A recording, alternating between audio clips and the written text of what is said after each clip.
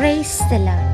இயேசுவுக்குள் பிரியமானவர்களே, உங்கள் ஒவ்வொருவரையும் ஆண்டவர் இயேசுவின் நாமத்தினால் வாழ்த்துகிறேன், வரவேற்கிறேன். ஆமென்.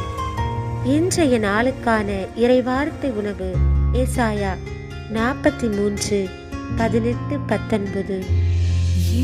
முன்பு நடந்தவற்றை மறந்து விடுங்கள், முற்கால நிகழ்ச்சி பற்றி சிந்திக்காதிருங்கள்.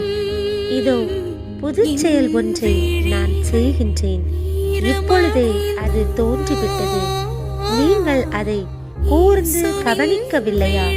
பாறை நிலத்தில் நான் பாதை ஒன்று அமைப்பேன், பால்வெளியில் ஆறுகளை தோன்ற செய்வேன்.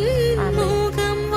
இயேசுவில் பிரியமானவர்களை, இன்றைக்கான இறைவார்த்தை மூலம் ஆண்டவர் நமக்கு விடுக்கின்ற அழைப்பானது முற்கால நிகழ்ச்சியை நாம் சிந்திக்காதிருக்க வேண்டும்.